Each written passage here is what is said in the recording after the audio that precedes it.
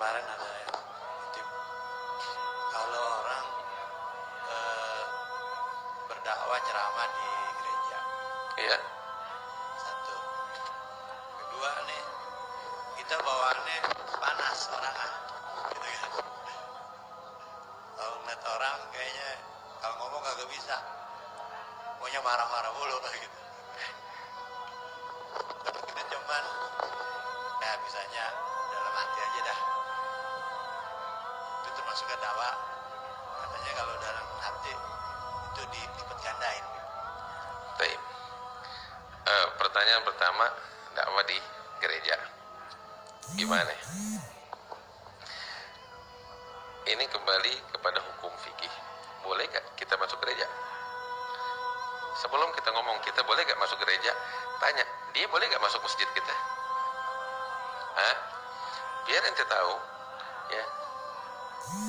Dalam hukum itu disebut bahwasanya orang non muslim mau masuk masjid itu dibolehkan atas izin dari seorang muslim, sekalipun izin hanya dari seorang muslim. Nggak harus dari ketua masjid, nggak harus dari, hanya ada yang menjamin satu orang siapapun dari seorang muslim ada jaminan, nggak dilarang. Dan inilah yang dahulu terjadi di masa Nabi Muhammad SAW. Orang-orang kafir dari Mekah datang ketemu Nabi di masjid. Waktu mereka datang ke Madinah, datang ketemu Nabi di masjid. Bahkan lebih dari itu, rombongan dari Nasara,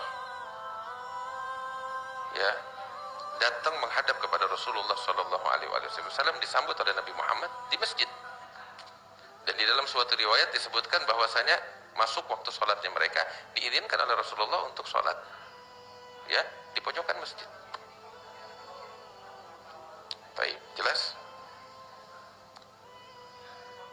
Baik.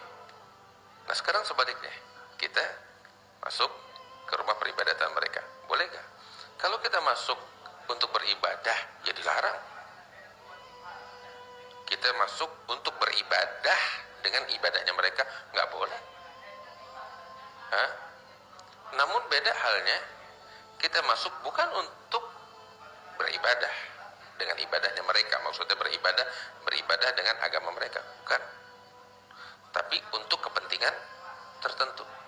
Di dalam agama nggak dilarang. Dan ini terjadi oleh Sayyidina Umar ibn al-Khattab tatkala pembebasan penaklukan Baitul Maqdis. Saat itu yang berkuasa di Baitul Maqdis adalah kaum Nasrani. Kunci-kunci Baitul Maqdis di tangan mereka dan diserahkan saat kemenangan itu kepada Sayyidina Umar ibn al-Khattab. Dan Sayyidina Umar keliling melihat Masjidil Aqsa, Baitul Maqdis. Terus diajak juga, didampingi oleh pemimpin gereja saat itu, pemimpin Nasrani saat itu, mendampingi Sayyidina Umar bin Khattab, ya, untuk keliling. Dan diantaranya itu masuk ke gereja mereka. Ada disebutkan. Nah,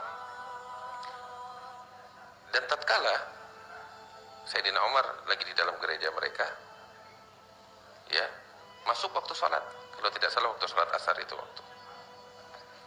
Maka saat itu digelarkan sejadah, dipersilahkan oleh pihak gereja kepada Sayyidina Umar untuk sholat di dalam gereja. Apa yang terjadi? Sayyidina Umar menolak. Kenapa menolak? Apakah menolak sholat di situ? Enggak, bukan. Beliau menolak bukan karena alasan dilarang di dalam agama sholat di dalam situ, bukan.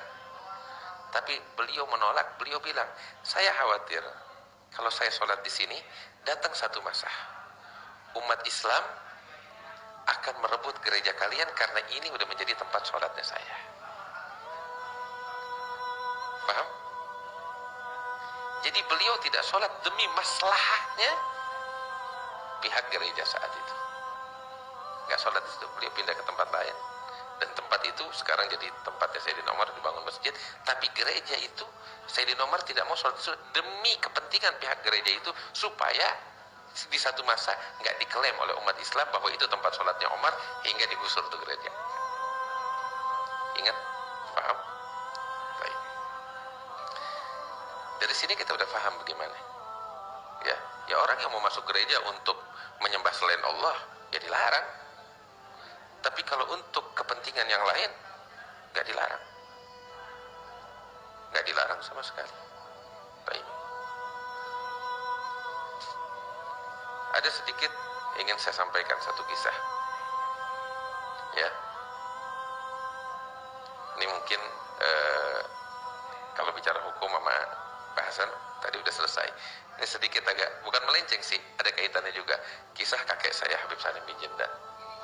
Habib Salim dakwah di daerah Sulawesi sampai 3-4 tahun dia tetap di sana. Di antaranya masuk ke daerah Bunaken, dia dirikan masjid di situ dan seterusnya dan seterusnya. Masuk di daerah Sulawesi pelosoknya. Satu kali dia bikin, artinya masyarakat situ bikin acara besar, minta Habib Salim ceramah. Kebetulan di masjid agungnya, di masjid besarnya. Nah ini masjid bersebelahan sama gereja. Habib bicara di masjid, bicara tentang apa tahu? Sayyidatuna Maryam binti Imran, kisah kelahiran Nabi Isa sesuai versinya Al-Quran. Ya kita tahu kisahnya sangat indah sekali. Ya, kita tahu sangat indah sekali kisah kelahiran Nabi Isa yang diceritakan oleh Allah dalam Al-Quran. Usai acara, Habib keluar dari masjid. Begitu keluar, dihadang sama pihak gereja. Yang sama Habib semuanya udah pasang badan. Habib bilang, tenang, dulu, ada apa nih? Kita lihat dulu ada apa. Samperin sama Habib. Pihak gereja bilang sama Habib, Habib, tadi Habib bicara begini cerita. Iya, kenapa? Habib, kita dari pihak gereja pengen minta Habib bicara hal yang sama di gerejanya kita. Ini orang-orang kita nggak pernah dengar kisah kelahiran Maryam binti Imran, kelahirannya Isa sebagaimana yang Habib sampaikan. Besoknya dibikinin di acara di dalam gereja. Terus hidayat di tangan Allah. Tugas kita nyampaikan. Dia mau masuk Islam, dia nggak mau masuk Islam, itu bukan hak kita.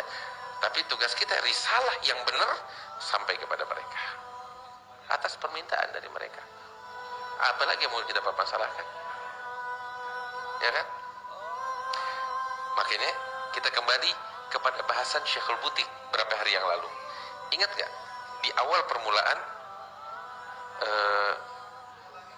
kita bilang syarat dalam berdakwah yang harus dipenuhi. Yang pertama, seorang dai punya Islam sejati. Sebab kita punya kaidah faqidu syai' la yu'ti. Bagaimana seorang yang nggak punya Islam sejati terus dia mau ngasih? Bagaimana? Itu satu. Yang kedua, syarat kedua bahwasanya Islam sejati harus tersebar di barisan umat Islam, ya, secara merata. Dan yang ketiga, di dalam gerakan dakwah seorang dai harus memahami betul hukum-hukum Allah di dalam yang berkaitan dengan dakwah, sehingga dia berdakwah bukan atas gerakan dakwah yang dia lakukan, bukan atas dorongan gairah semata, tapi juga dengan aturan hukum. Paham? Baik. Nah, kita kembali nih bahasan ini nih, ya. Banyakan orang ngelihat dai bicara di gereja atau masuk ke tempat peribadatan umat lain ribut panas. Ntar dulu, gairah cakep ada di hati, tapi ini gairah juga mesti dekat dengan hukum. Lihat sebelum kita marah, kita benar gak marah di tempatnya, gitu. Hukum bagaimana, membolehkan atau tidak? Cari tahu. Kalau memang hukum tidak membolehkan, silahkan marah. Tapi kalau hukum membolehkan, ada dengan aturan-aturannya, apalagi yang mau kita ributin, gitu. Terkadang kita ribut sama kita karena dasar apa? Gairah yang gak didasari dengan ilmu. Wallahu a'lam. Saya kira jelas. Sampai di sini cukup. Insya Allah bahasan tentang dorongan kasih sayang akan kita bahas dalam pertemuan kita yang besok. Wallahu a'lam bishawab. Al-Fatihah bil qabul tamam bil usul insyaallah batinan wa ila hadratin Nabi Muhammad sallallahu alaihi wasallam. Al-Fatihah.